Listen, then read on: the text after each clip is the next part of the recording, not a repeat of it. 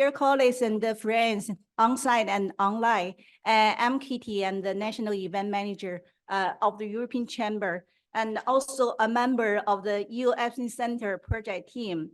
So on behalf of this two organizations, I would like to give you a welcome of you for today's events. The EU SME Center, founded by the European Commission, is committed to assisting EU SMEs in preparing for business in China.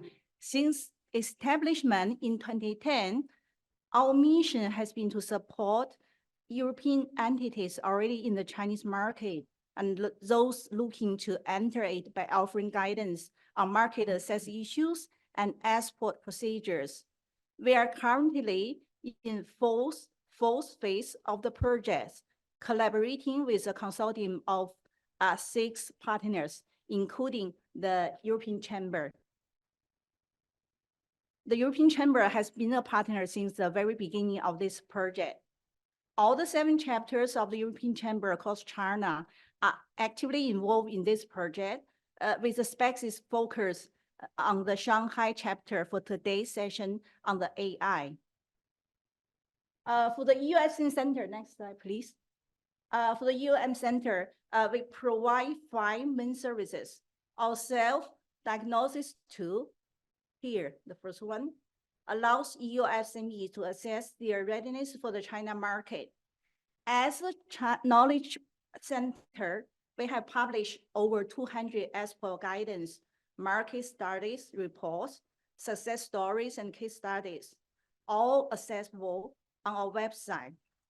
We also offer advice to all companies and the intermediate organizations and serve as a go-to resource for all inquiries related to doing business in China.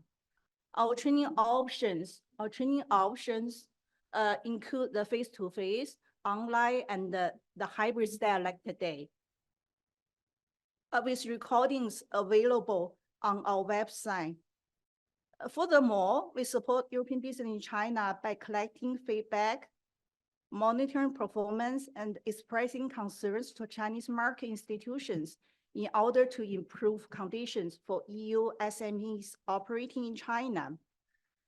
Advocacy. The European Chamber has played a significant role in this advocacy effort. So in summary, as the US Center, we are valuable resources for all EU SMEs seeking to do business in China, providing a wide range of support services and resources. So with all of this, I will stop here and pass on to my colleague Ting Yi to introduce the agenda and speaker of today. Thank you.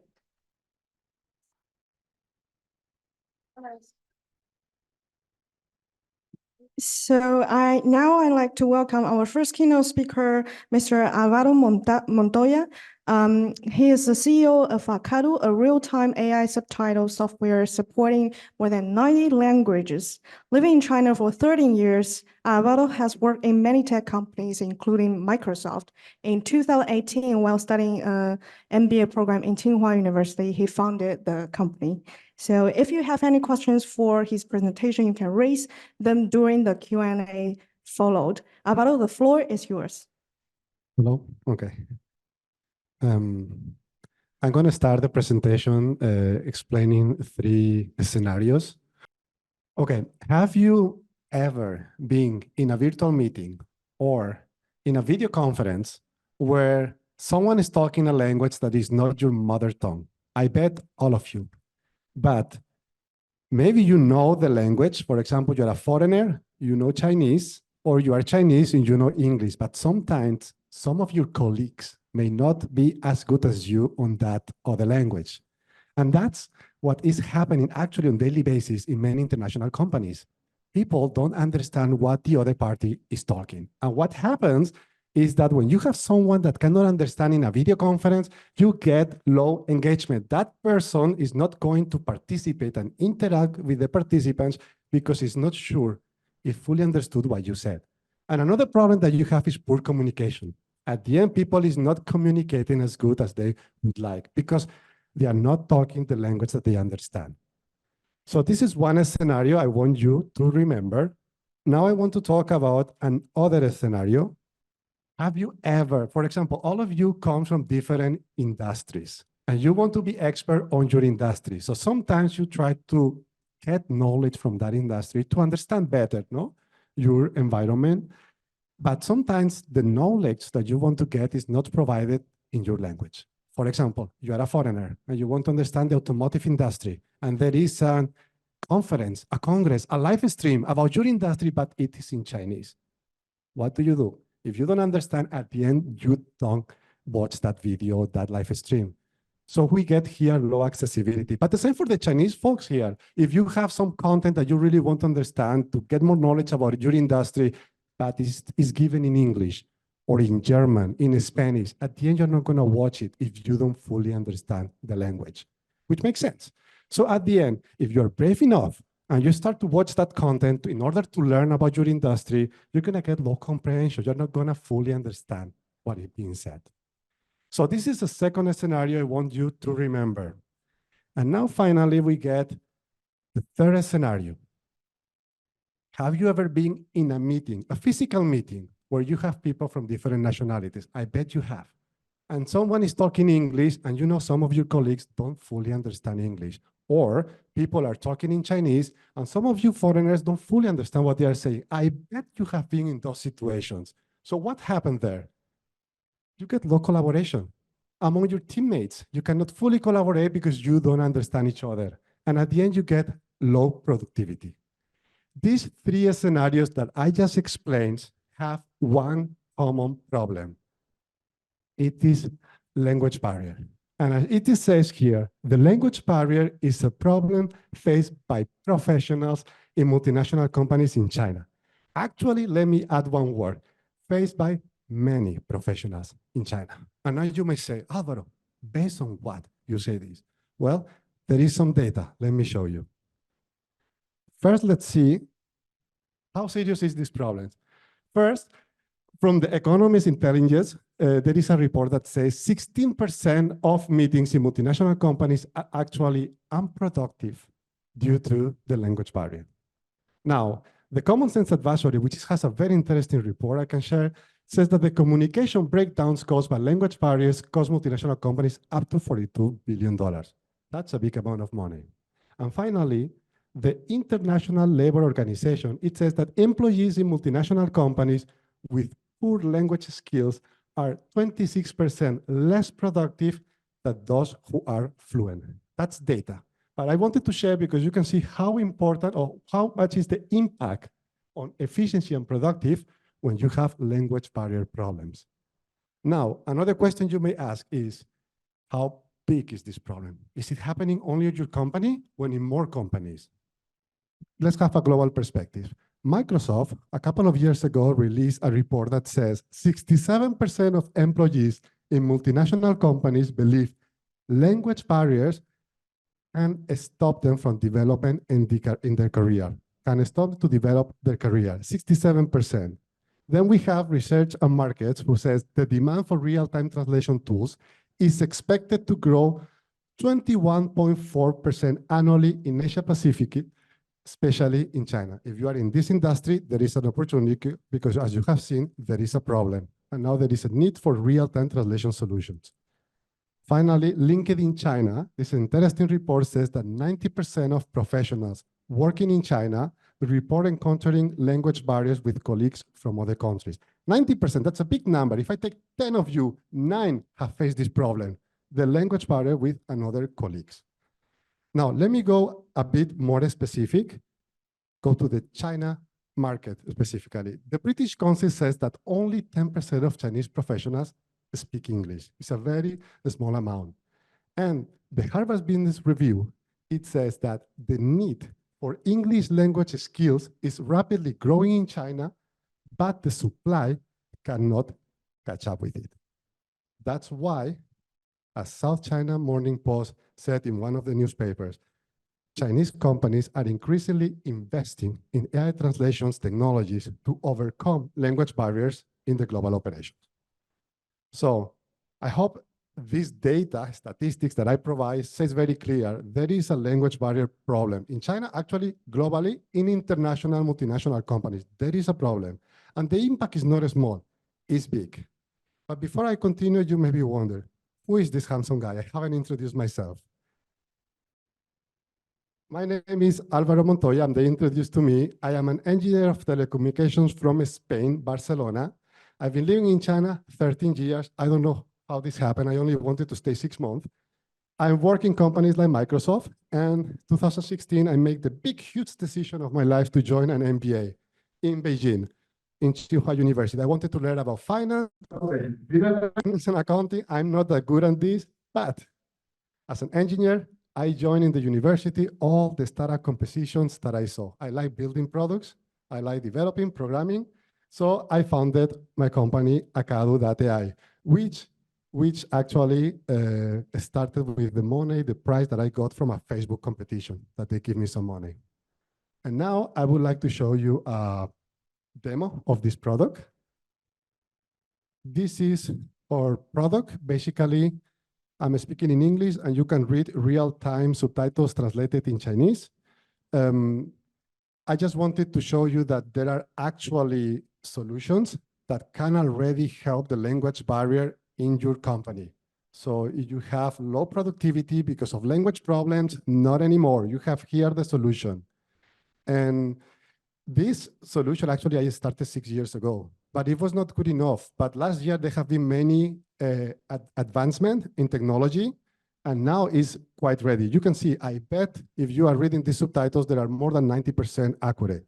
But because I love challenges, I want to show you one thing. I'm gonna pause. I want to show you what happens when you join a meeting and someone talks a language that you completely don't understand. I hope nobody understands here Spanish. And I'm gonna put into English because I bet everyone can read English.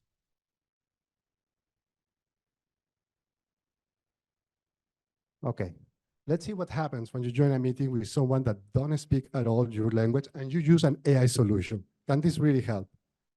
Hola. Buenas tardes, damas y caballeros. Me llamo Álvaro y ahora mismo estoy haciendo una demostración mostrando subtítulos en español y en inglés. Estoy seguro y bastante convencido que podéis entender a más del 90% lo que estoy diciendo. De hecho, vamos a hacer una cosa. Los que me podáis entender, por favor, levantad la mano.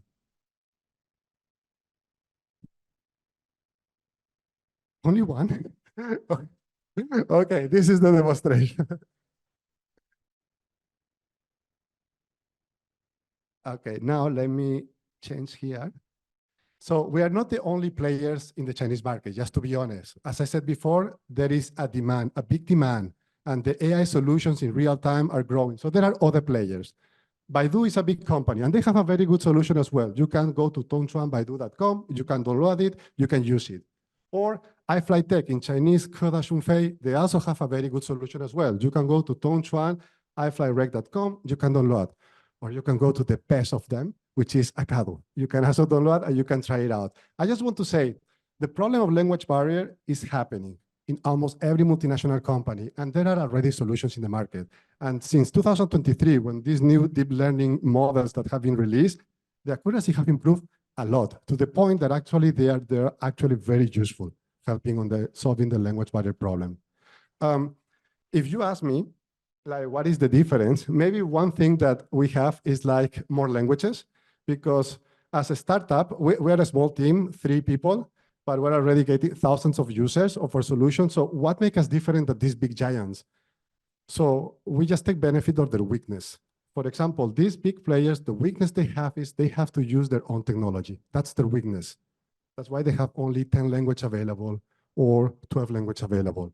In our case, we connect to different APIs, Microsoft API, Google API, OpenAI API, DeepL API, Baidu API. So we have more than 90 languages, even with accents, Spanish from Spain, Spanish from Mexico, Spanish from Peru, or also, for example, English from Singapore, English from India, English from UK, Australia. That is what makes the accuracy better in our case. Now, what are the benefits? If you have these solutions implemented in your company, these are the 5 benefits that you get: improve communication, engagement, collaboration, increase in productivity, increase in accessibility. I want to talk about this because this is a real case. There is a company in Hong Kong who have employees talking Chinese with the mainland China colleagues, and there is one French guy that he said he knows Chinese. Well, what they told us is that French guys actually never talks because don't fully understand the language, but at the end he's always quiet. Well, they start using our solution, and what they tell me now is, and in every meeting, he starts asking questions. So this is the proof, the evidence. You put this into your company, people that actually, everyone is smart. It's just sometimes because of the language, they are not communicating. They are not asking, not taking that step. You will see an improvement on engagement in your team. This was a real case, but we have now hundreds of cases, if you later want to ask me. That's it. That was my presentation. I just wanted to show the scenarios that I feel all of you are facing in international companies. Also, I wanted to explain a little bit how serious is this problem. It's not only happening to you, it's happening everywhere. There is a lot of data to prove that. And also I wanted to show you solutions and demonstrate how actually the solutions can really, really help to solve this problem. Thank you very much. If you have any questions, please raise them now. Yes? I have maybe a bit more tech-related questions. So I would like to understand how, like in simple words, you actually feed that system with a vocabulary base. Because I think it's a very useful tool, but for example, we're from the packaging industry, and we use very specific technical terms. Would that system be able to even catch up on that? Definitely. Actually, one thing that we have different than the others is terminologies. If you, where is the mouse? Here. If you just come here and go to the terminology section, you can select the language. Here, for example, is selected Chinese Mandarin. And they were the European Chamber colleagues, they were testing my solution before. They added some keywords specific for cosmetic industry. So then when somebody's talking Chinese, saying those keywords is going to become accurate. I can tell you that for sure. But we have, it's not the 90 languages can do this. We have a list of actually 15 languages. So there is English Australia. You can see the language here. Which language do you use, guys, in the meetings? The Chinese and English. Oh yeah, then Chinese English is fine. Just add the keywords before the meeting, then you will see the results increasing a lot, by more than 10%, that's for sure. Thank you. Any other question? Sorry. My question is, what is the cost for we enroll the EM for these apps? Oh, well. This is a free or? No, the three of Baidu, Kedashunfei, and us, Akadu, we all are charging for this. Yeah. In our case, it's 36 RMB per hour. I think Baidu is almost the same, and Kedashunfei as well. It's around on this, not more expensive. Around 30 RMB per hour is the cost. Per hour, yes. You had a question? I think he needs a mic. Hi, I want to ask if my colleagues using this app, and is there some restriction like a VPN or just like a normal app you can download and use directly by your phone, by your laptop? Yeah, so it's not for phone, it's for laptop, Windows or Mac OS at the moment. And please don't use VPN, it makes it worse. It's better to use without VPN. It works very, very good. You can try. Yeah. You have a question? Thank you. How do you integrate with our Teams or something? Usually we currently using the online No, meeting that's a tools great now. question. We don't integrate. Basically what we do is we just tell the system, well, here because we are in an event, but usually if you are in your laptop, you just put computer sound. So whatever you are playing, Teams, Zoom, Skype, a podcast, a video on YouTube, whatever you play on your laptop, it will get the audio and get you the real-time subtitles. Basic separate. Yeah, it's separate. Okay. People that had questions, maybe later you can find me and ask me. I'd like to answer. Okay. All right. Thank you, Alvaro. Well, okay, now let's hear a group of professionals from different sectors who either provide AI-related services or have integrated the AI in their business to stimulate their performance on the stage. So I will welcome our moderator, Mr. Cyril Join, Chief Executive Officer and Chief Strategy Officer of Beyond Border Group, with the panelists that we have two offline, Ms. Flavia Cusado, China consultant for Another Reality, Ms. Zixi Zhen, CEO of Supply on Asia Pacific, and we also have two panelists who join us online, Mr. Lorenzo Gabarani, CEO and co-founder of Another Reality, and Ms. Tanya Van Gastel, co-founder of the Multiverse AI. So I will introduce please come on the stage, and you will see the online panelists. All right then. Okay, so the topic is like how AI is actually improving your company, improving your revenue, improving your margin and everything. So the first thing we will do is that to do just a roundtable. You can introduce a bit yourself, a bit your company, not spending too much time on your company, but more time on how AI is improving your company actually. We will start by the ladies first. My name is Sisi Zheng from Supply on AG, and basically our company doing the automotive and aerospace, the supply chain collaborations management. And since 20 years, we are in the cloud solution, public cloud solution, this area.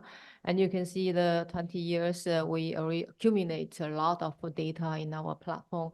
Our company covers service in the worldwide 170 countries and around 17,000 group customers there, like Bosch, BMW, and then Airbus, these guys. And we do the supply chain, right? This means one big company, they connect like a couple, 10,000, 20,000 global suppliers internationally. And that's why with huge data, before we just a tool collect all the data. And then we have a BI, right, to the data analyze.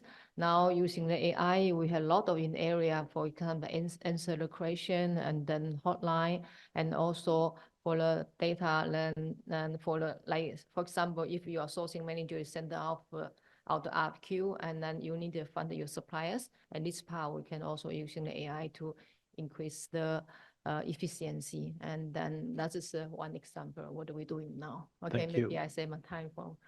Yeah. We have another one here. If you agree with me, I will let Lorenzo, the Okay. founder of the company, to. All right then, Lorenzo, it's yours then. Okay, thank you. Hi. Our company is, my company is Another Reality. We are a company based on the virtual reality and metaverse technologies. We started 8 years ago. We are based in Italy, and we have now a small subsidiary in Shanghai. What we do is basically entertainment on one side. So we do basically games, video games, and experiences, and simulations on the other side. So we create simulations for companies that need to recreate complicated environments, complicated products, or risky environments. So very related to safety as well. How are we using and integrating AI? We've been using AI for many years now, but obviously with the advancement of the latest technologies in generative AI, we started to experiment in more areas of applications. So everything that is related to interactive with a virtual agent, and a virtual agent is basically a virtual human being that is not controlled by a real human being. So it's an avatar, but behind the avatar, there's not a real person, but there is like a computer. In that case, we have been using artificial intelligence for a while, and now we're boosting the usage of that because the interaction with the computer is much more credible. So as we know, with all the advancement of LLMs, and now we're integrating ChatGPT, for example.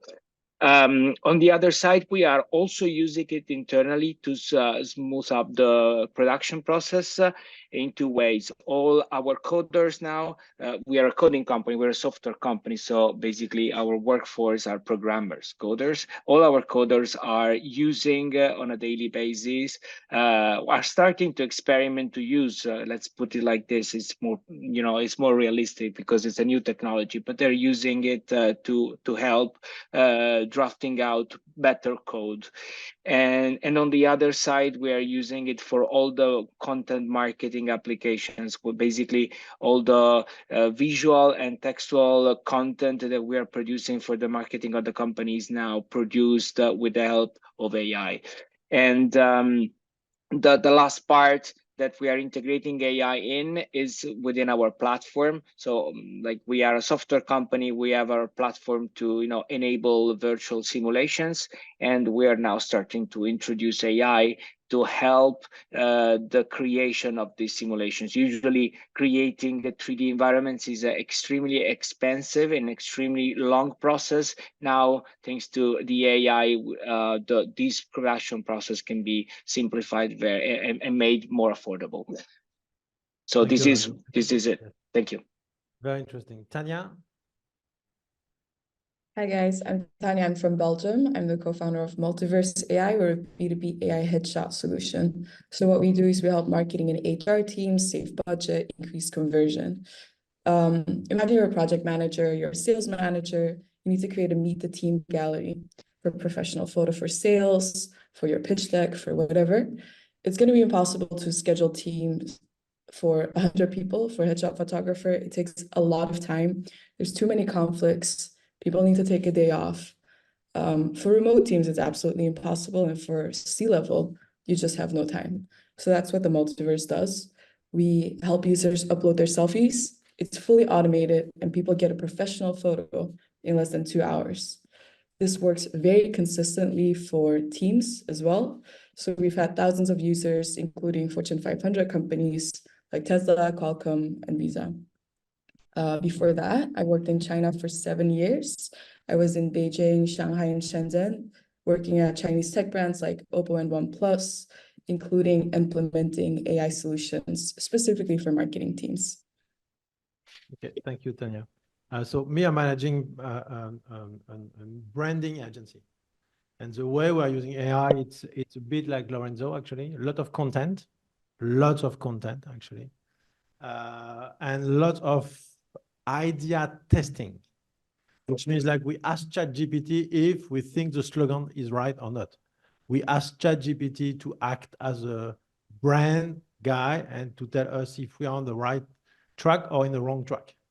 Okay, does it make sense for our audience or not? And we do a lot of data analysis as well.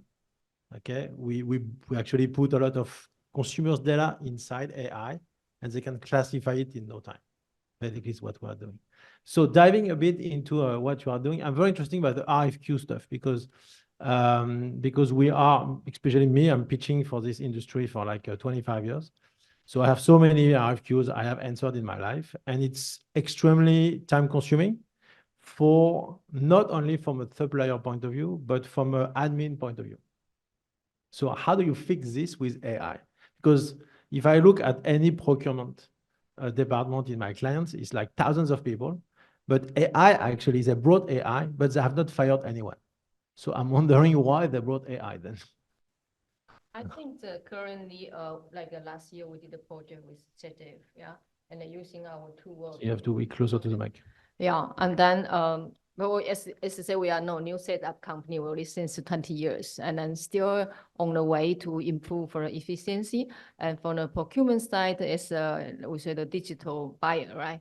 And then basically we need a lot of data in advance, right? Because we are not searching in the internet for the new suppliers, but we management the existing supplier database. Basically, we're working for a very huge company. They have been maybe 20,000 suppliers, but some are dead, right? Not to have so many contract.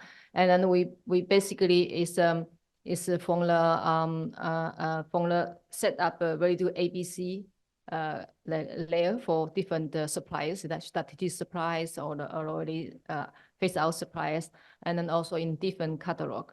And then this buyer, we're going to remember the buyer in seniors buyer if they starting the purchasing process, and then we they case the learning from the seniors buyers. And as soon the system everything remember, if you have juniors buyer, they can follow exactly what the what the track from AI. So it's more on data analysis, right? Yes, yes. Okay.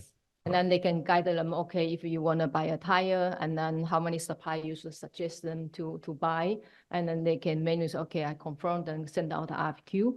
And then the RFQ supplier can answer the RFQ back in the system. And after the system, we have also the breakdown, cost breakdown. They're going to come out automatically and give you a suggestion and send the report. So you are saving time in this way. I have a question for Lorenzo. Did you measure the better productivity of your coders before and after AI? Because I heard crazy stories. I heard crazy figures, to be honest. Like you can have one doing the job of 10 now. No, we didn't measure with pure KPIs, but what I can tell you is that it depends very much on the area of application. So everything that is related, for example, in the gaming industry, everything that is related to the production of 2D assets that are visuals, it has been measured, the impact. On our side, we are mostly working with 3D environments, and the production of 3D content is still underway with the AI, I mean, so we cannot really fire, not that we want to, but I mean, we can't substitute human beings with artificial intelligence. We haven't done it. What we have done, though, is augmented the productivity of the coders, despite the fact that we, okay, to be completely honest, we're using it, but we're not 100% relying on the results yet. Reason is that sometimes the production of coding, for example, is still not very accurate and requires a lot of reviews from a human being. The reason being is that we're testing it, but we are not, fully relying on it. It requires a lot of reviews. So that's the reason why we are still relying on human workforce.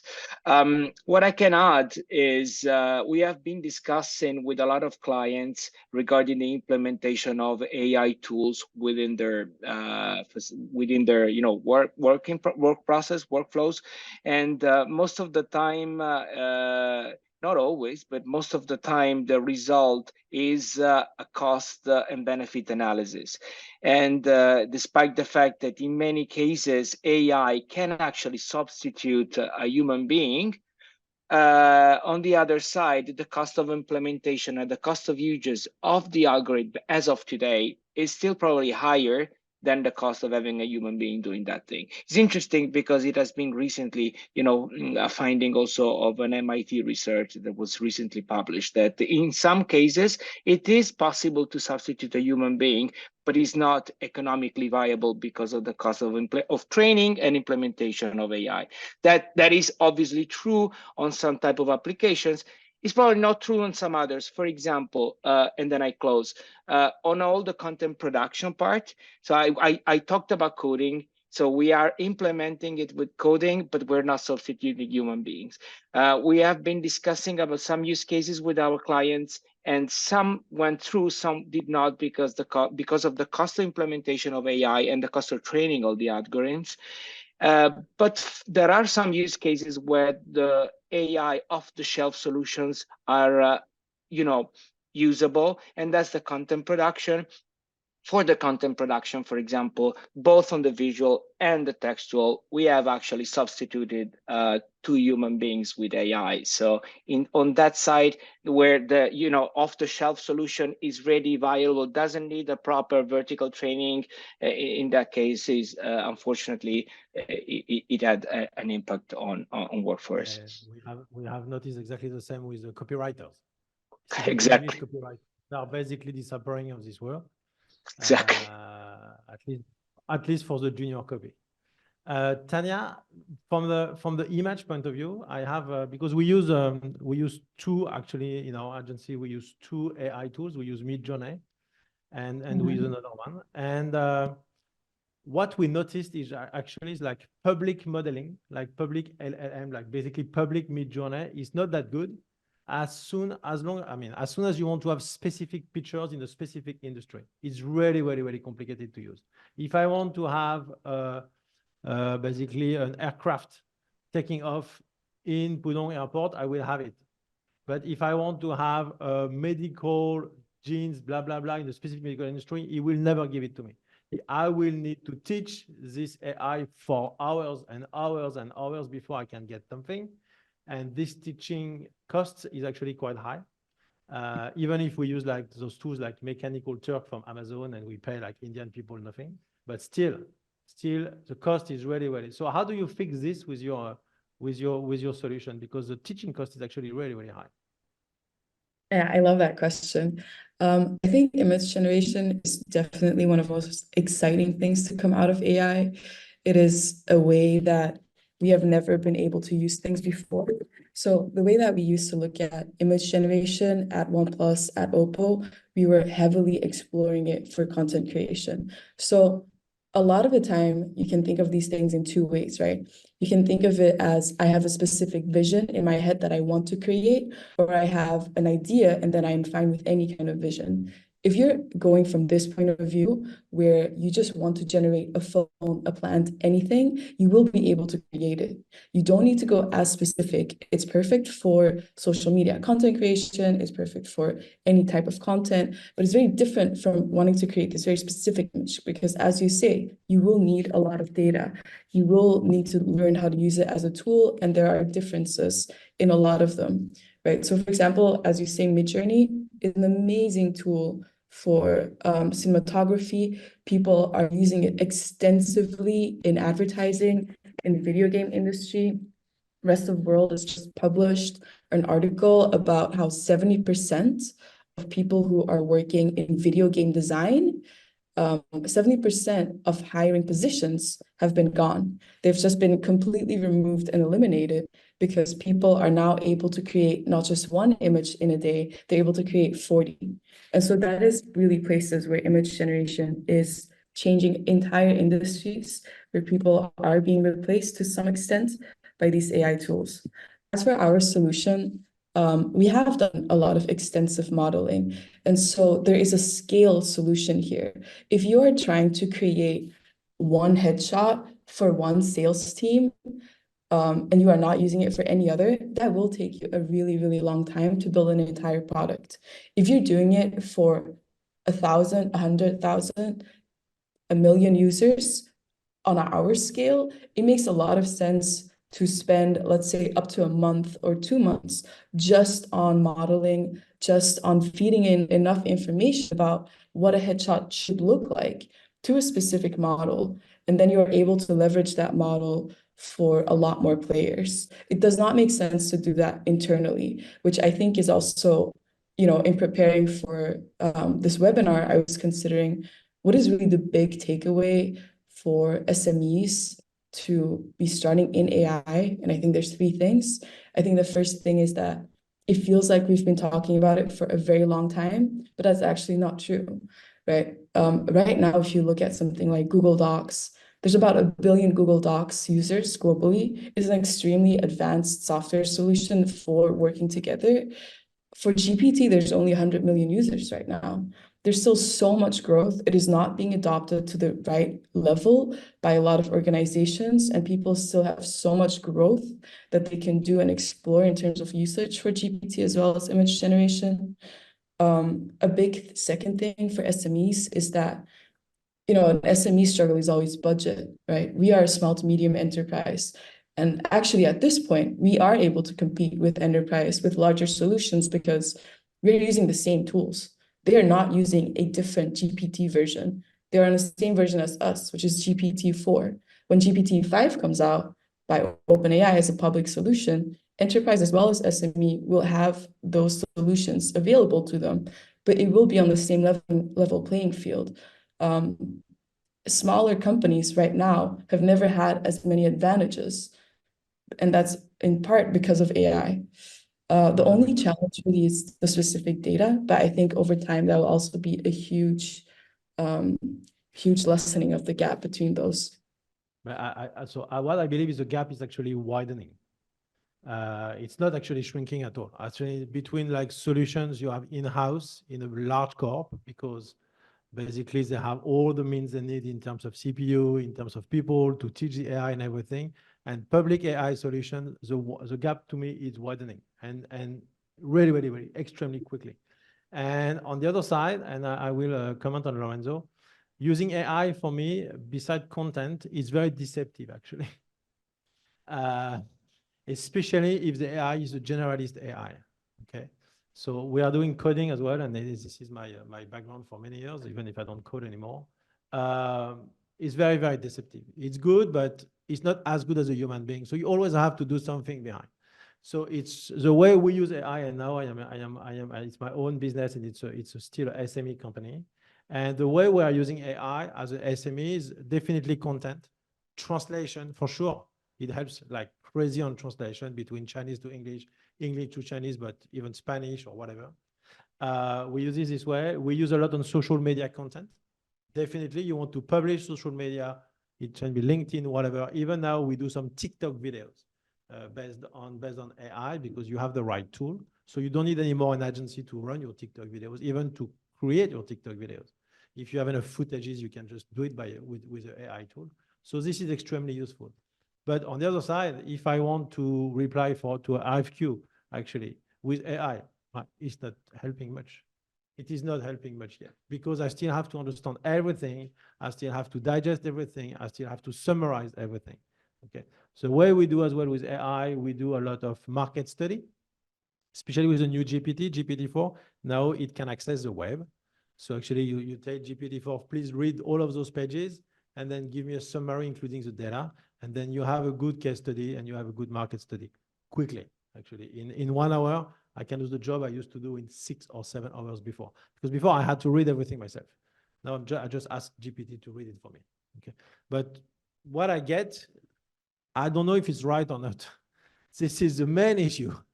This is the biggest issue I have with GPT, or a lot of people have as well with AI. Is it correct or is it not correct? I don't know. Even when I ask GPT to give me sources, if I really want to make sure GPT understood correctly the different web pages, and I still have to go read and to understand. Okay, otherwise maybe I can give something wrong. So it's not a magical tool. You still have to have. That's why I believe with Lorenzo, nobody has been fired actually because of AI so far. You still need the people. Okay, so but still it helps to give a quick answers to complicated questions. Is it going to be 100% accurate? Maybe not. Okay, but on translation, I fully agree. It's beautiful. It's beautiful, especially with non-Chinese people or like whatever. It's really beautiful. Do we have any questions from the floor or online?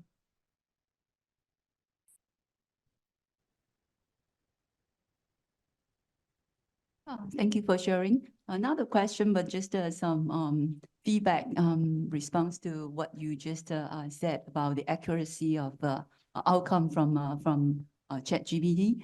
I think because it's a different technology base, right? So the question is when to use Google and when to use ChatGPT or other generative AI. Myself, my learning is, I think if it's a life or death questions, you certainly won't count on ChatGPT. I would use ChatGPT to also summarize readings, but I will ask specifically that what kind of informations I want the feedback with the pointing out in which page. So that makes easier for me to verify. I use ChatGPT mainly for ideas, for translations.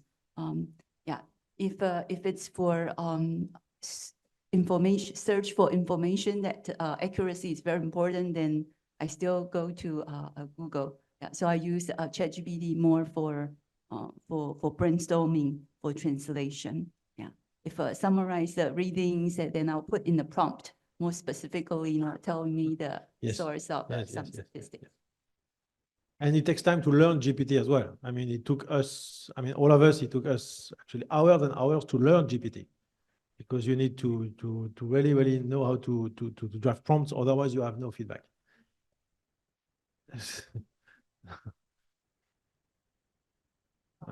You can go on YouTube. You have thousands of guys explaining you how to build prompts. Any more questions? Or we can go. Do we have a question online?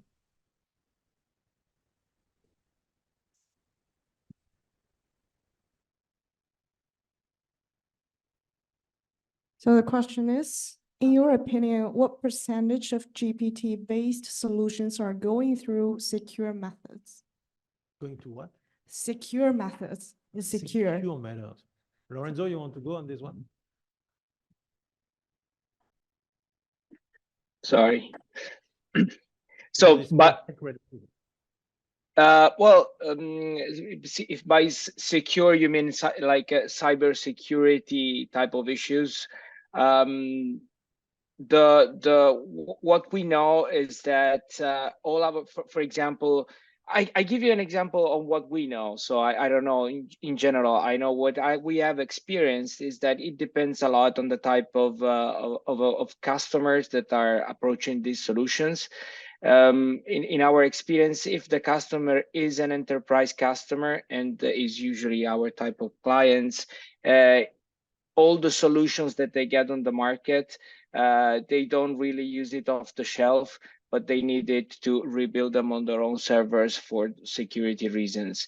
The reason why there is a lot of skepticism now on the LLMs that are based on ChatGPTs because of the usage of the internal data of the company that can be then taken by OpenAI to train the algorithm itself. So what we know is at this stage is an evolving technology, but we have customers that are choosing not to adopt it yet because of cybersecurity reasons and the security of their data. So, and I don't know about the solutions that are on the market, honestly. Yeah, what I can see from our clients or from our grid is like, definitely large companies are not working public GPTs. Okay? They are building their own, definitely. And for basically database knowledge issues, for sure. I mean, they have their own knowledge. Tanya, I have a question for you. Are you selling your software right now? Is it a commercial solutions? Yes, Okay, it's a solution. and I would like to understand, how do you do pricing for AI solution? How do you price the AI solution? Because basically you have no cost at the end. So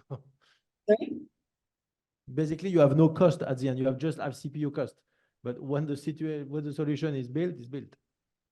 You still need to improve it. Software there's a couple of things that are at play here, which are, of course, GPU costs are still significant, especially when you are working with the latest microchips. So let's say that, in any kind of like SaaS solution, you could say technically you have no cost. That's absolutely not true. Margins are high, but that's also counting in marketing, that's counting in customer service. We're currently charging $24 for a B2C solution. For our B2B, that starts from $21.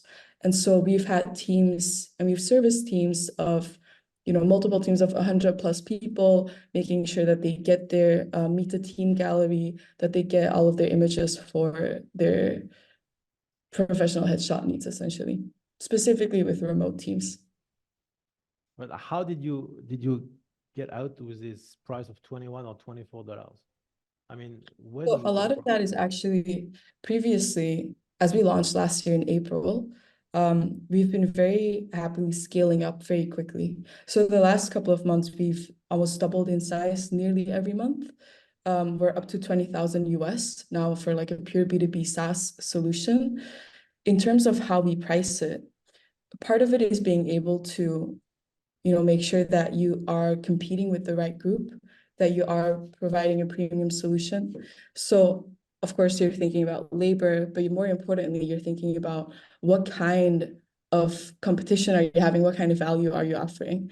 So previously, if you are from like our market research, from having talked to many project managers who are trying to create these AI headshots, who are trying to create headshots for their own teams, they tend to have to pay about $150 for a B2C solution, where they need to spend 6 hours to go there, to get changed, to do hair, to do makeup.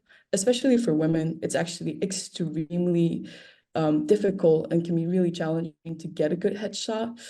And so for us to be able to do this in less than like 2 hours, you upload 10 selfies, is a huge advancement in time for them, at which the cost of $24 with a money back guarantee if you are not liking your images, with essentially the guarantee to have infinite uploads until you are satisfied. That's an excellent price point, and one that is extremely high value add for people. I can assure you that all of you have seen AI headshots on your LinkedIn. Some of them are not that good. Some of them are better, but it's becoming quite pervasive. Yeah, but so I mean, pricing for AI, it's a big question, not only to me, but to any people buying AI, because it might be, it's actually, when you add every cost, it's getting very, very expensive at the end. Because you have to buy one GPT, you have to buy one Midjourney, you have to buy one this, one that. And if I add like how much I spend every month on AI, actually I spend maybe almost like $500 a month now, because I need so many different tools, and there is no tool integrating everything. But definitely they help me to do my job quicker. But still, they are costing me half, I mean $500 a month. So this is AI is good. I believe it helps us to, and I agree with Lorenzo on it improves a lot, increases a lot of productivity. But there is a cost behind. It's not only about learnings, but as well a cost in terms of software cost. Okay.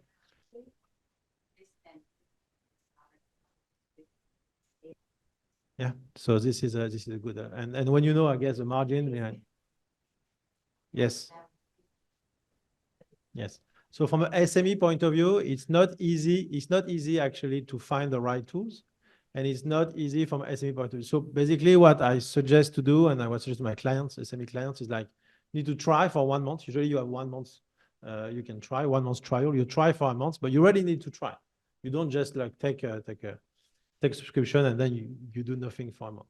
But it's definitely it's a cost at the end of the day, especially for SMEs. If you need to pay $500 per employee per month, it can be quite a lot actually.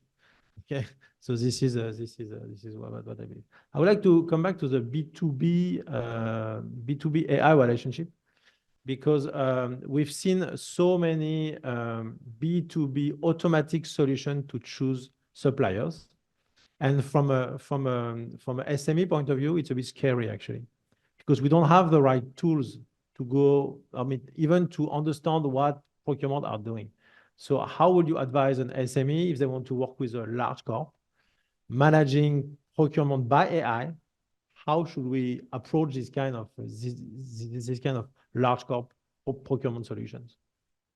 To be honest, our solutions is built up for big international companies. Yeah, but we have bit in them as a buyer side. The other side, we have also SMEs as our supplier side, right? And then we currently we said AI. One side is for our total solution or insight to improve our efficiency. For example, we provide the training to like SMCs, our customer side, supplier side. We're using some AI also, like we record the language, right? It's in English, but the automatic translate in Chinese. So just so the watch also the wording with mouse also put together, this kind of AI. But to be honest, if you're talking about SAM, how you choosing the purchasing tool, right? The mainly is we had the interview also in the last month with 4 or 5 SMEs. The mainly difficulty is they get order from customers, acquire new product, and then they need funding the new suppliers. And the new suppliers really know they are in existing database. They need some tool to cross on from the internet or some association database and giving first maybe first view. Okay, we fund random for you to see if that's what you're looking for. I think maybe in this kind of side for SME, we need this kind of half automations. Yeah. Yeah, this is, to be honest, from a SME point of view, on the other side, sometimes it's really, really hard to get in your AI solution. Exactly. Because we need to bring a lot of knowledge just to get in the AI solution. It's really complicated. I want to touch on the last topic before we close. It's like AI in China compared to AI in the rest of the world. I know it's a sensitive topic. I know it's a sensitive question, but actually in this room, I believe none of us use AI from China. Are you using Baidu AI? Probably. Yes, you do. Yes, once in a while. Yeah, you use it. And how do you use it? And how do you think it is compared to ChatGPT? Because I try to use like Baidu AI, even with my level of Chinese, which is not fluent, but it's not that great compared to GPT. I just use the Wenxin AI Baidu AI twice, not regular because the working language of the European Chamber is in English. So I'm using another, try some Chinese with the Baidu one, but it's not as reaching the high level that what I was expecting to be that intelligent, but it's just fine. And the English one, I think the international ChatGPT or other application sources from ChatGPT works much better than Baidu. Okay, but on the other side, on a live streaming solution, Chinese AI is much better than you can find on Amazon solution, because you can go on Taobao, on Tianmao, or whatever, and then you have like those like live streamers that don't exist actually, and then they can sell like 24/7. So I believe in China, it's like when it's practical, it's fine. But when it's like maybe more academical, it's more complicated. Well, basically because Chinese internet ecosystem is closed. But live streaming with AI in China, I don't know if you look at the last Double 11, but most of the live streamers, I mean, some live streamers were actually avatar, okay? Beautiful girls with like this. And actually they don't exist, okay? They don't exist. And it's really funny to watch because it's actually a good application of AI to e-commerce. Okay, I heard about the chat center as well. So chat center is something definitely we've seen on AI to most of our clients actually right now. This definitely like chat operators in India are actually losing their jobs these days. Any more questions from the floor? We have hello. Hi, my name is Celine. I'm from Media Advice. As a marketer, I'm very interested in using AI to create content, but at the meantime, I'm also kind of worried about the copyright. So I want to hear some professional opinions. So this is the next topic. This is exactly the next topic. This is the next topic. Yeah, but it's a very good question. It's a very good question, especially in in US or Europe. It's actually it's not only a topic, it's a concern. Oh, I'm Levy. I have founded a company for AI service last year, and I want to share something with the SME because my clients are almost SME, basically my friends, and they have this cost-sensitive problems, and we find out that in the end, the most service they wanted from us is the AI training for how their employees can ask proper questions. And that's all they wanted. And previously, they wanted a big tool or the big gadget that they can solve the problem. But later on, they just found that all the problems inside their companies are all scattered into different problems and very small. Just like you said, if you just register all the tools for each of them, it's going to be very expensive. However, if you train your if you're training employees to raise the proper questions, it can be better. At the same time, is that another thing is if the employees can raise the good questions and have the so-called best practice gained from the ChatGPT, it's going to enhance their working capabilities. But if you want to use the tools to replace them, then now is not the right time. The only big project that I'm doing is actually with Deloitte.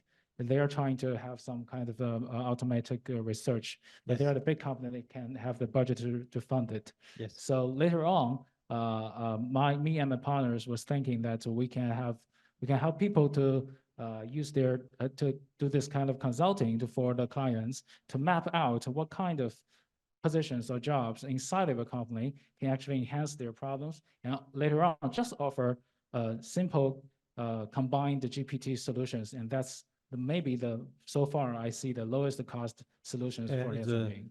I would call this a practical way of using AI. It's like Yes, you tackle only one small problems, but you tackle it well. Yes. Otherwise, it's too complicated. I would like to close with maybe Lorenzo, Tanya, and here. What is your perspective on the future of AI? Because you are working with AI and AI tools like every day. What do you see like where do you see like AI is going in within 5 years?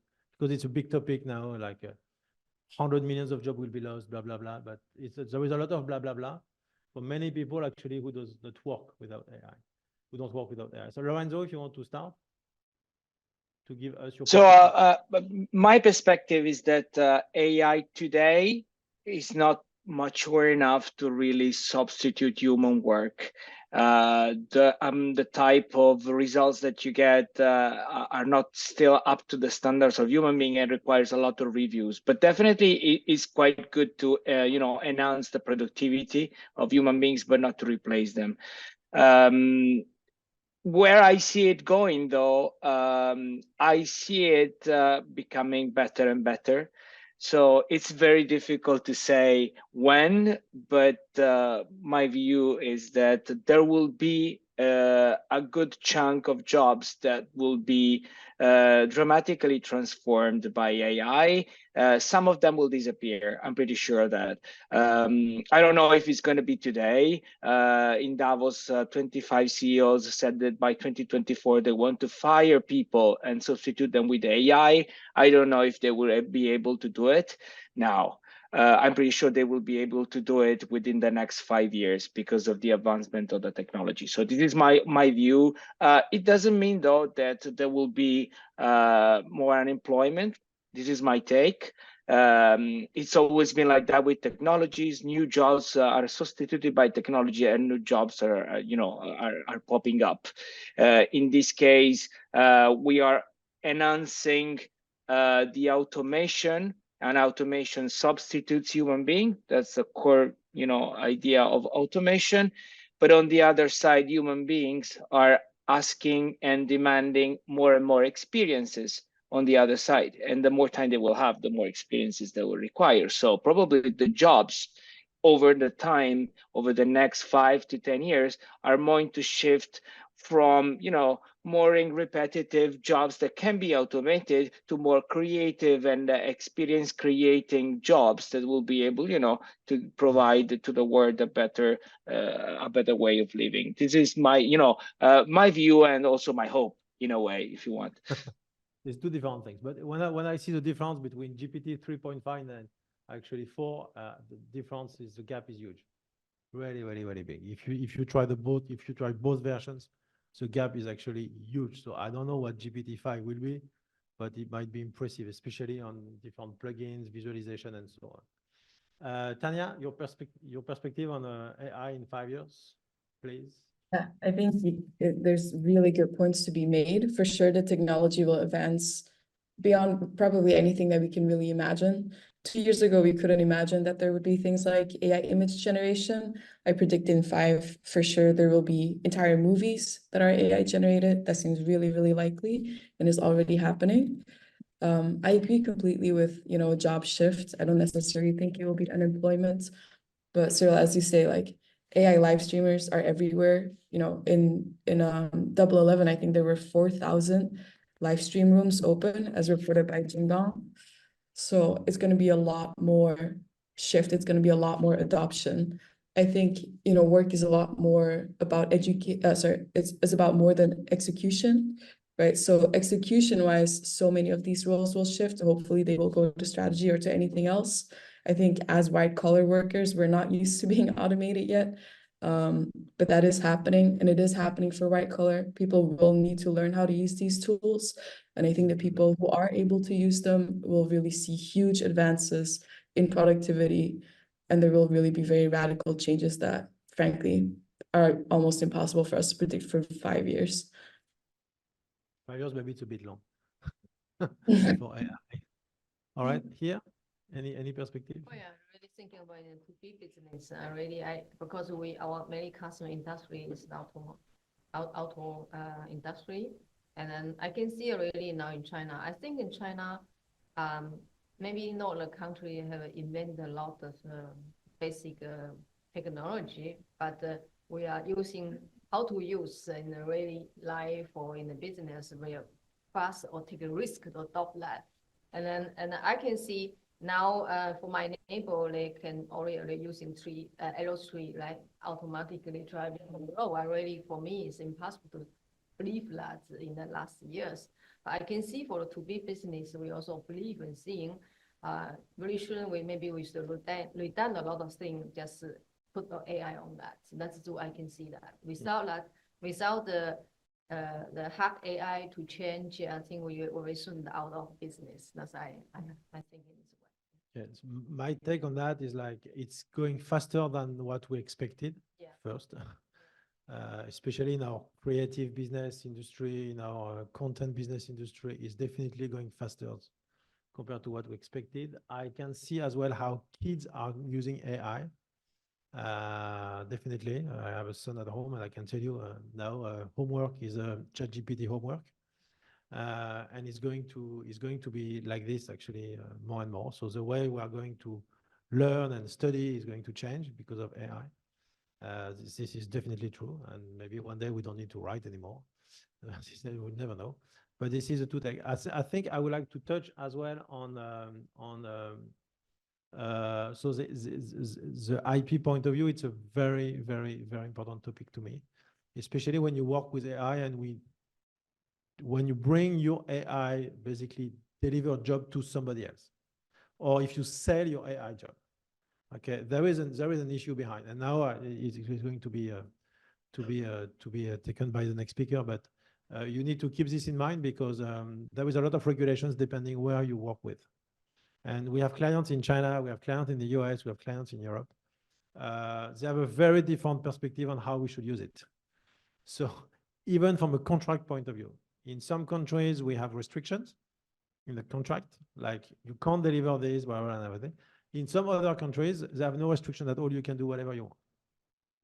And at the end of the day, it's all on YouTube. It's all on Instagram. It's all on Facebook. It's all on Xiaohongshu in China, whatever. But platforms, how platforms will act behind that? It's so far there is no answer. And especially with American clients, they're extremely picky on IP. And it's not easy to work with them with the IP stuff. So we use AI with American people basically to draft some job, okay, or to have multiple options for one job. But at the end of the day, we have to do it by ourselves and to deliver to the American clients, okay, to make sure we own the IP. Okay, we are doing a lot of naming. We are doing a lot of logo, a lot of visualization of brand. So this is a nightmare actually, okay, because you need to prove it's not done by AI, but AI can do everything. So how can you prove it's not done by AI? So how can you guarantee me the copyright? I can't. Less and less. So it's really, really, it's getting it's putting actually a barrier between us and the copywriting in terms of IP. So it's a bit complicated. Any more questions, or we can close? Anything? Well, the majority of the local people still cannot use the ChatGPT. Is there? And the majority of the local people are still not use the ChatGPT 4.5, 4.0. What is the advice for that? Is there any substitute we can use for the user? So ChatGPT, you need a VPN in China if you want to access it. But if your VPN is in Hong Kong, ChatGPT is not in Hong Kong. Just for your information, if you move your VPN to Hong Kong, ChatGPT doesn't work. But you have an alternative in China. It's like Baidu, Weixin VPT, whatever, Tencent GPT, whatever. You have those, and it works. It does work, especially if you don't speak a word of English. Thank you. My name is Zoe. Zoe Davison. I'm from De Vere. My question is, do you think in the near future, or maybe in 5 or 10 years, we'll see the monopolization of AI? Actually, I think exactly the opposite. I think we are going to see different technologies in different parts of the world running AI technologies, because the world is splitting. It's not, I'm in China for many, many years. Actually, I remember China a long time ago, we had access to YouTube. You used to have access to YouTube in China without any restrictions. So now, even with VPN, sometimes it's complicated. You need to have the right VPN. So I believe exactly the opposite. I believe you will have AI in Europe, AI in US, AI in China, maybe AI somewhere else, with their own technology, their own servers and everything. If you look at so Europe just did the AI Act, okay? It was launched a few months ago, actually. And it put a lot of pressure on AI suppliers. They have to give a lot of proofs, and especially on IP. The issue is IP is like, why can you use like all of those free knowledge to produce paid knowledge? It doesn't make sense. So this is so hopefully Europe can protect. My opinion is hopefully Europe can put a wall and protect European AI. So we don't have American AI in Europe. Like we don't, this is better actually. From a European point of view, it's better if we have our own European AI tools. All right, then. Thank you, everyone. Thank you to the panelists. And we will move to the IP talk, finally. So I want to welcome Mr. Ricardo Becerra, who will take us in depth in the data security perspective. So he currently holds the position of Senior Associate at Andrea and Partners Legal Counsel in the Shanghai office. Since 2021, he has been currently serving as a lecturer in Italian civil and commercial law at Nanjing University. So welcome, Ricardo, and I will open your slides and leave the floor to you. So actually, my perspective will be broader, because first I would like to introduce the key regulatory framework, which specifically governs AI in China, but also in relationship with other aspects. And IP is just one of these aspects, because then we have also connection with cybersecurity and personal data protection, personal information protection.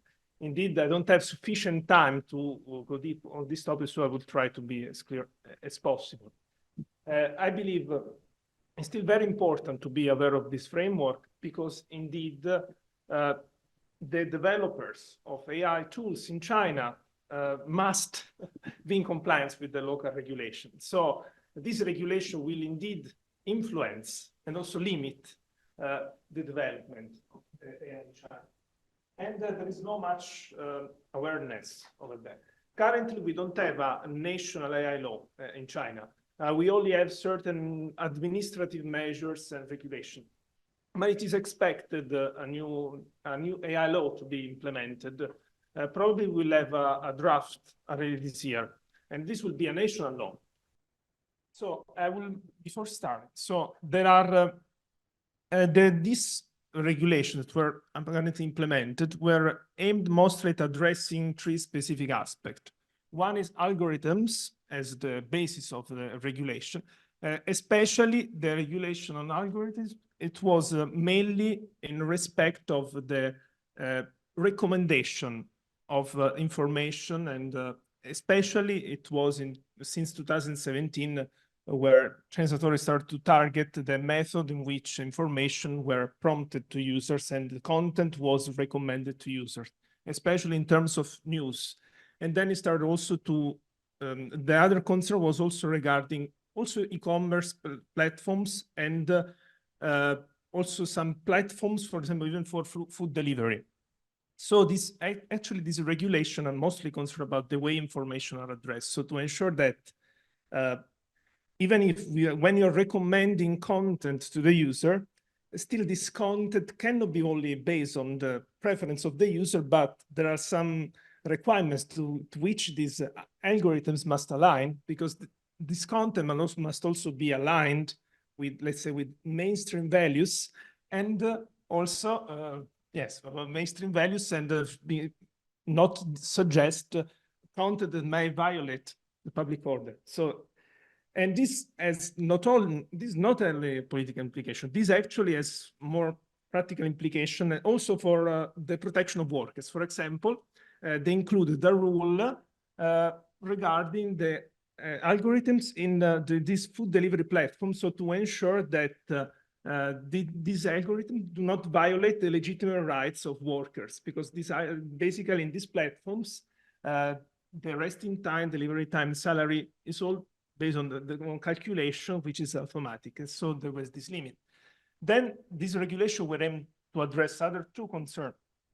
Deep synthesis are actually the wording elaborated by Tencent about deep fakes. I'm sure you heard about deep fakes. Indeed, deep fakes can represent a concern, especially in terms of public misleading, because indeed, if you can generate a video for with a human interface, it is very hard for public to understand whether it is real or not. So there were some restrictions, mostly aimed at helping you to categorize whether element is synthetically generated or not. And then we have also some rules about generative AI.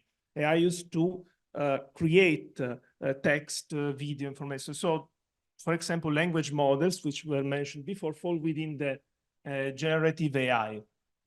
And indeed, for all these main applications, there are certain standards to abide to. And these are very technical, but I believe we can find some common principle and explain briefly. But first of all, why this set of regulation implemented? I'll say there are first three goals. And the first goal is to maintain a form of control and to shape this technology so to avoid disturbance in the social order, also because of the negative effect AI may have. Also in connection to algorithms, for example, there are certain regulation which induces the developers not to develop algorithms that may induce a customer to spend too much. Or, for example, the platform shall not use these algorithms to modify the prices of products to create an algorithm which will modify the price based on certain evaluation about the user. So indeed, this form of application may actually have a negative social impact. So this was the main idea behind this regulation. And then I mentioned about the requirement of regulating the impact that technology may have also on the social aspect, on the lives of people in China. And the example I did about delivery platform is one of the cases in which regulation was aimed at avoiding a negative social effect from the application of AI. And then indeed, there is also a general goal of China of being a leader in the AI industry within 2030. But currently, I believe if we read the regulation currently, mostly find a way to regulate and limit rather than to stimulate. But we expect maybe with the national law that there will be also some prompts in this respect. I will mainly speak about these three measures because these are in line with the three elements I mentioned before. So the first, it was the general provision about algorithms. The second is about the generation of deep synthesis internet information service. And the third is about generative AI. So it is the form of AI, for example, it's in language models such as ChatGPT, so the models that can generate synthetic contents. And if we read this regulation, we can already see that there are already outlined certain penalties for non-compliance. These penalties are not really clear. And as you can see, there are a bit vague. So only in the regulation regarding algorithms, it is clearly mentioned administrative penalty up to 100,000 RMB.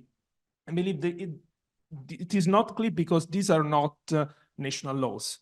So I expect that when the national AI law will be implemented, we may have also a more clear view about the sanctions. Because currently, there is possibility that further violation is triggered also for data security and personal information protection. And for that, we already have very clear administrative penalties. Normally, it is all normal in terms of a fine, administrative fine, and an order of rectification. But for example, it may also lead to indeed the suspension of the service and even the revocation of the business license in very severe cases. So the first, I mentioned the first regulation was about algorithm recommendation. So, but it is still effective, but it mostly regards recommendation technology that aims to provide like internet information service. So it must be used to communicate with the public. So it cannot be or something of internal use. It must be used in connection with the public and mostly to recommend and suggest information. And indeed, I already mentioned before certain, some of these user rights that I mentioned before. So mostly it was aimed at avoiding a form of exploitative work conditions, especially where this working was related to an arrangement based on algorithms. Protection is supposed to put them also for this work, and some general prohibition to avoid that these algorithms are used to induce the people to spend too much. But what is really important is the algorithms registry. The regulation says that if an algorithm has the capability of influencing the people or of property of social mobilization, this is exactly the wording on the regulation, then it is required to file the algorithm. And there is a registry, which is managed by the department under the China Administration of Cyberspace. And there you have to request and record the algorithm, meaning how it is structured and certain key information. And part of this information will also be public. So especially in terms of who is the filer, where it is implemented. For certain apps, it is even required to file 5 or 6 different algorithms. I will not be too technical about this. I believe what it is instead more interesting is about deep synthesis and generative AI. So I would say for deep synthesis, mostly what we generally know as a deep fake. So in that case, the real concern is to, as I was mentioning before, to distinguish between what it is real and what it is false. So in this case, we have a clear regulation says that when you have these deep fakes, you need to always attach a tag which will clearly mark that product as generated with AI. So it must be always clear that that content is synthetically generated. But what it is unclear is whether this applies, for example, also to text or to other form.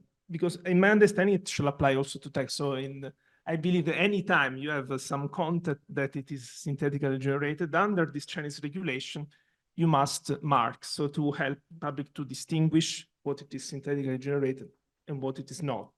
There are also some other provision avoiding this tool to be used to generate fake news, to disturb social order.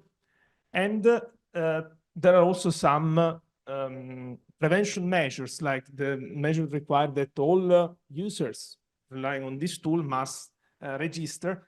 And this registration with real names means that the user must be authenticated. So when a user registers, it's like when you're in China, commonly use several apps, they will ask you to authenticate, even with phone number. This is a method of identity verification and also real name verification. And actually, this was issued like in line with the release of ChatGPT, but indeed the ChatGPT was not influenced by this regulation.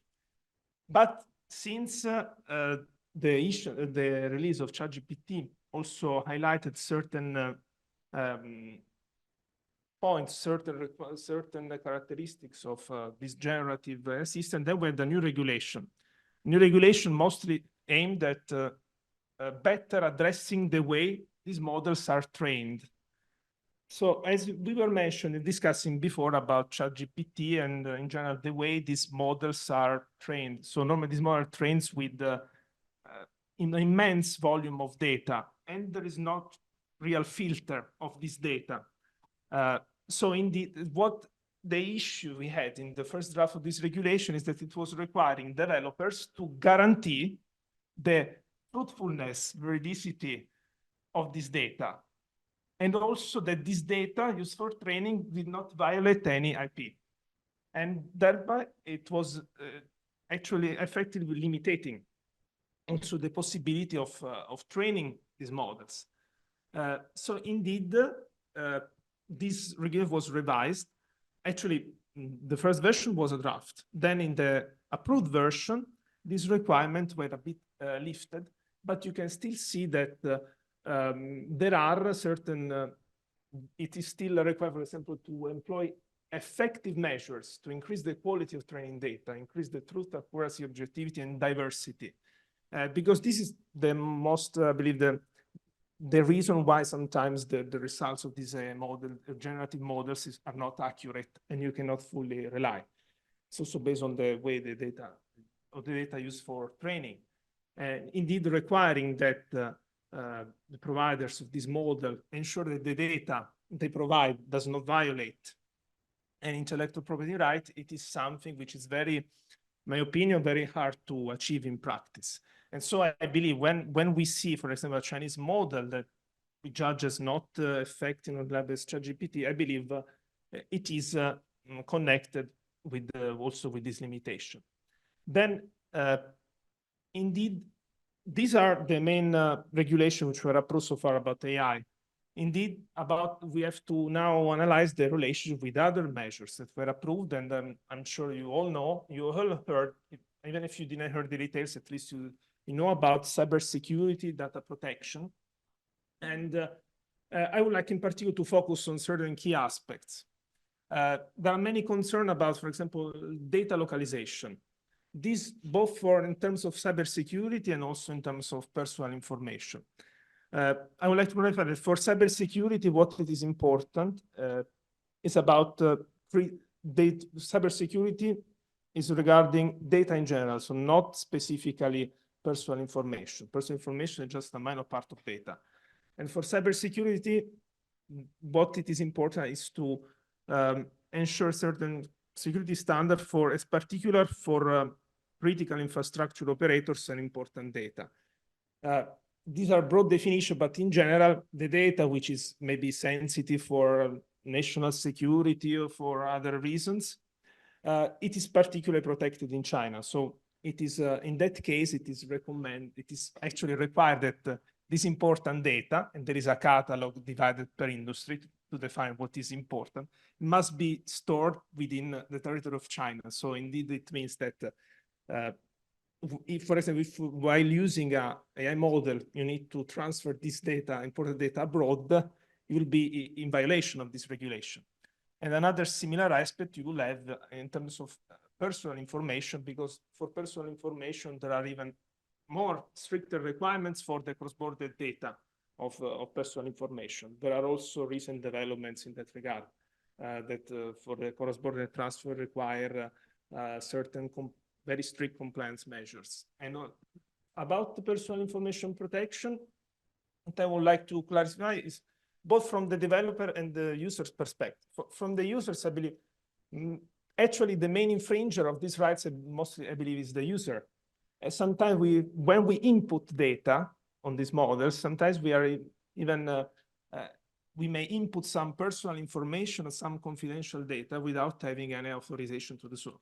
This may be deemed as a transfer of personal information or confidential information, which indeed will be in violation of the law.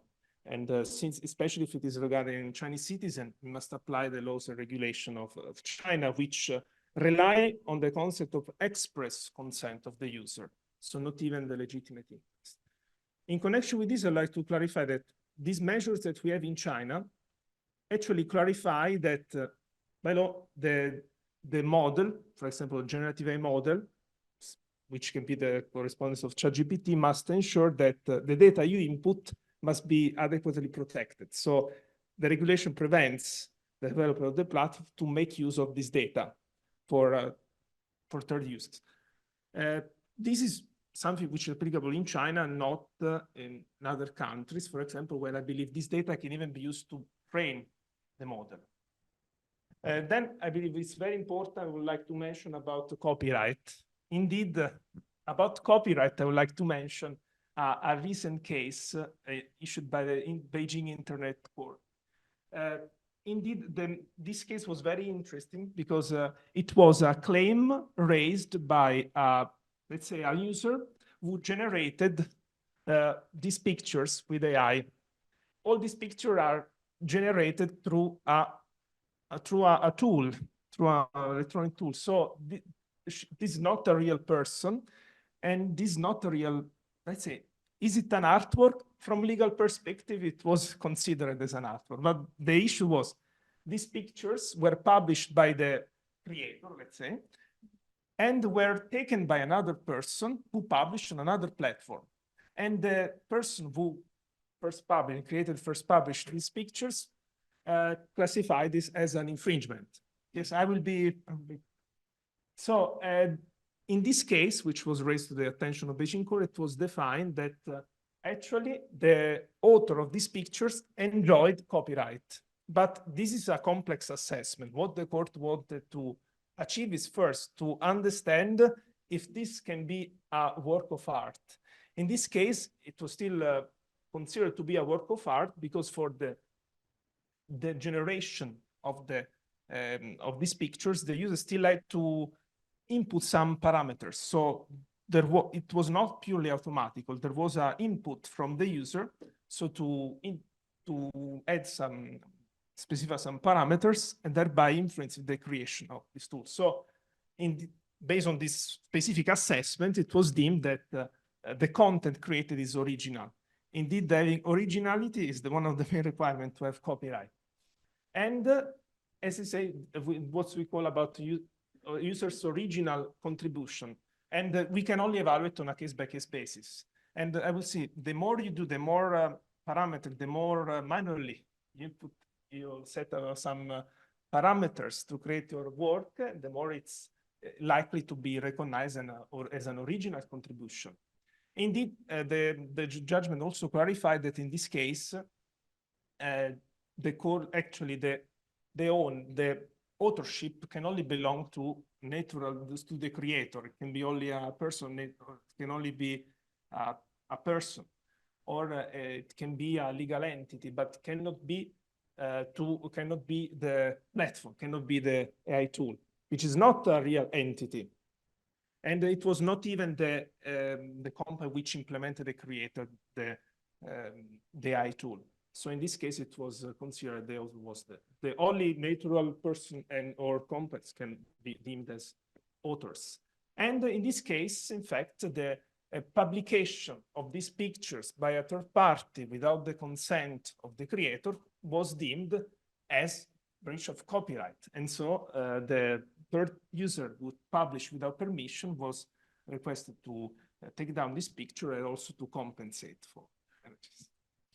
So I cannot have a very general, we cannot have a general reply, but we have to assess on a case-by-case basis on the work that the person did. Like you can, if it is something which is automatically generated, it's unlikely to be protected. But if it is something you generate by inputting data and training the model or specifying parameters and thereby putting some creativity in it, then it is possible for it to be recognized, protected under copyright. So be very quick. So when I have some basic suggestions for developers to always have a look at the development of law and regulation in China, both for AI and for cybersecurity and data protection, to ensure to be always in compliance, to avoid service disruptions, to avoid to incur in administrative penalties. To users, I would recommend to be careful of the data they input on when using these models, because indeed there is no guarantee that this data, actually, if they input some data which is confidential data or data referred to natural person, by input is this data without the consent of the subjects involved, this is already a violation. So for the SOLIT, you're inputting this information, you are transferring information to another entity. And this is an unlawful act under the Personal Information Protection Law in China. So on this, you shall be more careful. Maybe if you use the model, you can at least try to remove personal information or confidential information, meaning, for example, eliminating any reference to natural person which are identified or identifiable. And this can be already beneficial. And it is also important to especially when you develop, also to understand, I would say, promote the localization of data. So try to avoid the cross-border transfer of data, especially personal information, which may indeed raise some compliance concerns. So this is my advice on the subject. And I know I will specify, this is an area of law which is always developing. So we shall continue to monitor developments and keep track. And I believe it will advance with the same piece with AI. You see, we had a very intense, like it is growing more faster than we were expecting, and regulation have to cope and have to align with this development, and we're still not there, so we have to monitor and see. In the meantime, be cautious and avoid to trigger at least this red flag that I mentioned. Thank you.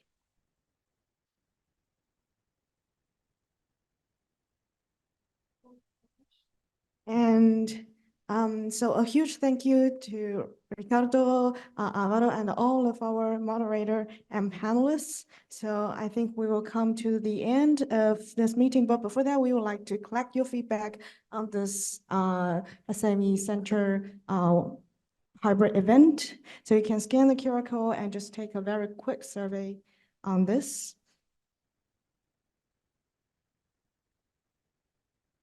And we also welcome you to scan the QR code and stay tuned to the upcoming USME workshops. So follow us on the LinkedIn and WeChat. And we thank you again all for coming online and offline. So have a good day. Thank you all. Bye.